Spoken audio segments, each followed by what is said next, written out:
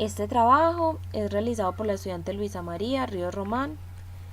estudiante de Ingeniería Ambiental de la institución universitaria Colegio Mayor de Antioquia. Innovación y desarrollo territorial. La innovación se ha convertido durante la última década en un concepto de uso cada vez más frecuente en todo tipo de ámbitos,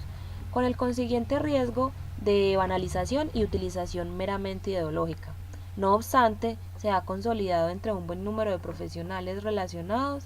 con la economía, la gestión empresarial, la sociología o la geografía.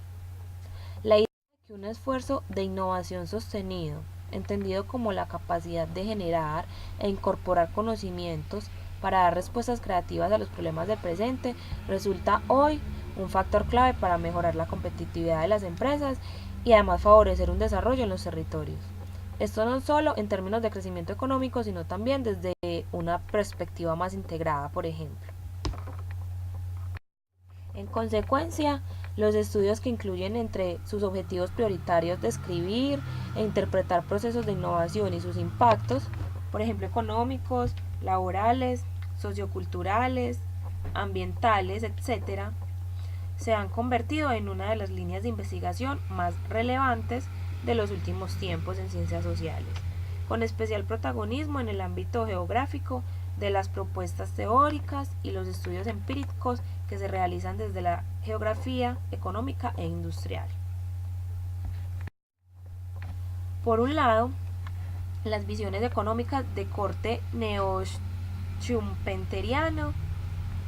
centraron la atención desde sus inicios en los 70 en la empresa innovadora, tanto porque ese era su objetivo de atención específico como porque consideraban que la innovación en procesos, productos o gestión debía interpretarse a partir de factores internos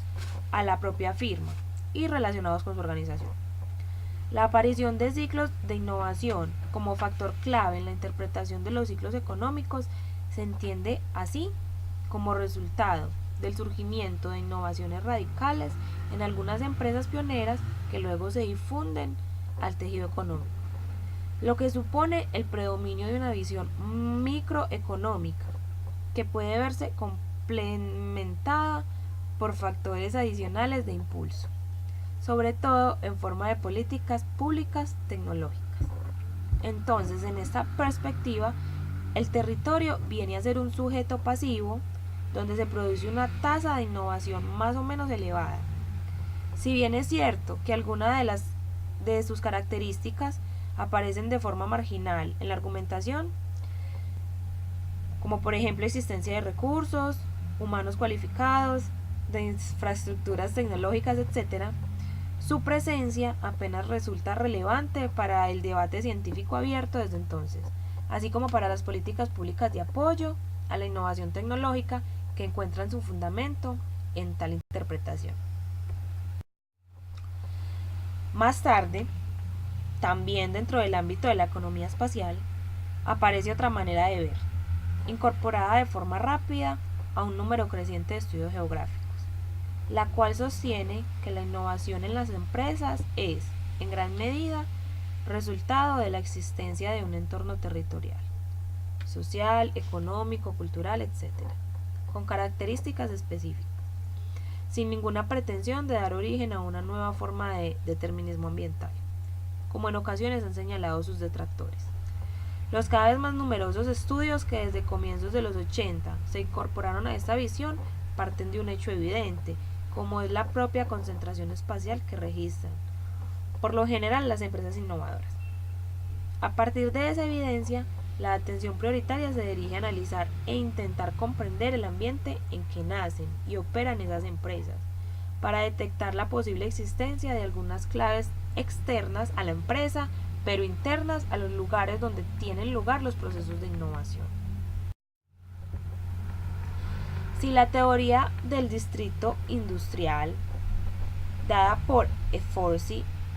en 1999, la referencia a los sistemas productivos localizados por Benko y Lipietz en el 2000,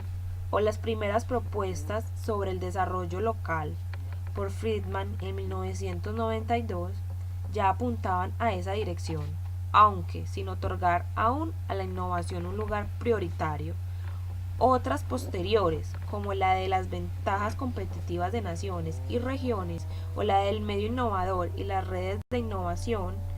dada por Maillard y Grosjean en 1999, centraron su atención en esos objetivos. En los últimos años se acelera la aparición de nuevos referentes teóricos que sitúan también la innovación y sus relaciones con el territorio como centro de atención. Si bien en algunos casos parecerían detectarse ciertos síntomas de rendimientos decrecientes en el plano teórico, no obstante, este tipo de trabajos avanza bastante por delante de la aparición de estudios empíricos,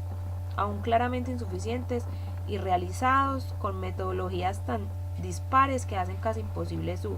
constatación. La propuesta surgida en la llamada economía del conocimiento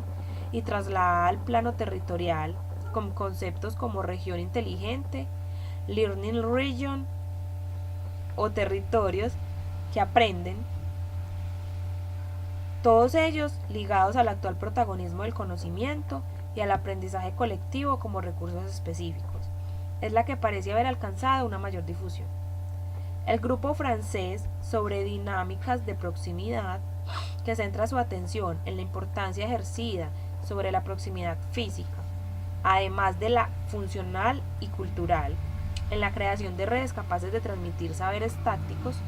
no formalizados y difícilmente codificables, pero que siguen siendo esenciales para la generación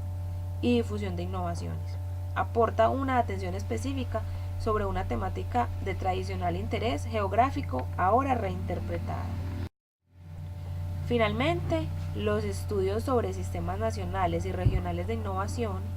proponen una visión integrada de los procesos innovadores en los que participan actores diversos, desde los que producen conocimiento y lo transmiten a quienes lo utilizan, junto a una serie de instituciones e infraestructuras que regulan ese flujo, lo que permite la elaboración de diagnósticos sobre la estructura del sistema de innovación o ciencia, tecnología, industria. Existen en cada territorio, identificando las características de sus componentes y la existencia o no de relaciones entre ellos y con el exterior. Es evidente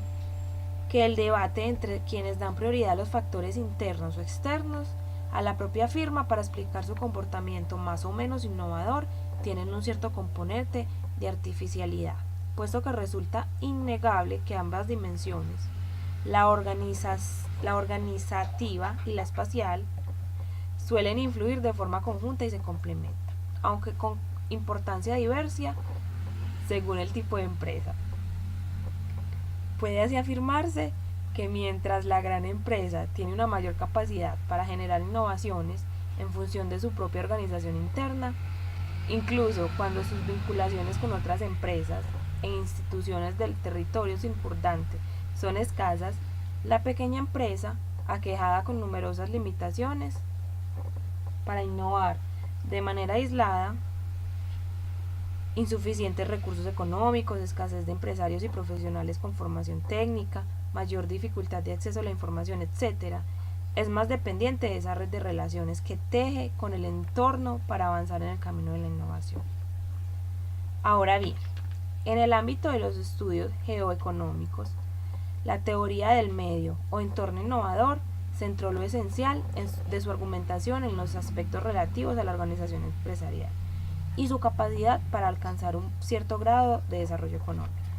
entendido como la combinación de crecimiento y generación de ventajas competitivas dinámicas, dejando en un segundo plano esas otras consideraciones extraeconómicas que en años recientes han adquirido un creciente protagonismo, tal como acaba de señalarse. No obstante, la propia evolución del concepto de desarrollo territorial que ha tenido lugar en la última década exige un breve apunte sobre las múltiples dimensiones que incorpora esa noción y en consecuencia una revisión sobre las características que deberían definir un territorio innovador para considerarlo una forma de organización idónea en el impulso de tales procesos.